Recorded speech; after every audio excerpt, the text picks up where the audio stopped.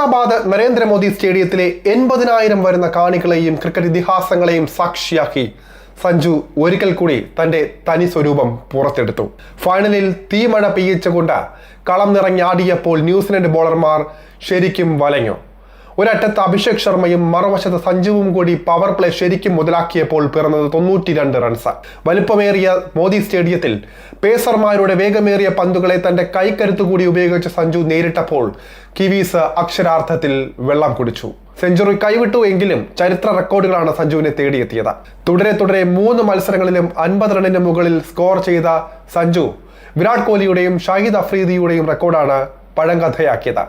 ഒരു T20 ലോകകപ്പിലെ സെമിഫൈനലിലും ഫൈനലിലും അർദ്ധ സെഞ്ചുറി തികയ്ക്കുന്ന 3ാമത്തെ താരം എന്ന റെക്കോർഡാണ് സഞ്ജു ഇപ്പോൾ സ്വന്തം കൈപ്പിടിയിൽ ഒതുക്കിയിരിക്കുന്നത്.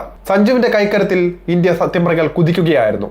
സെമിഫൈനലിലെ അതേ ഫോം തന്നെ ഫൈനലിലും ആവർത്തിച്ചപ്പോൾ ഇന്ത്യയെ സേഫ് സോണിലാക്കുകയായിരുന്നു സഞ്ജു.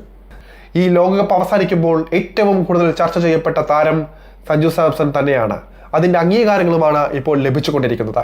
ഒരു ഘട്ടത്തിൽ ബെഞ്ചിൽ തളയ്ക്കപ്പെട്ട സഞ്ജുവിന്റെ ബലത്തിൽ ഇന്ത്യക്ക് കിരീടം ഉയർത്താൻ സാധിച്ചെങ്കിൽ അതൊരു നിയോഗം തന്നെയാണ്. തലയുയർത്തി മലയാളികൾക്ക് പറയാം, ടീം ഇന്ത്യയുടെ പുതിയ രക്ഷകൻ കേരളത്തിന്റെ പുത്രനാണ് എന്ന്.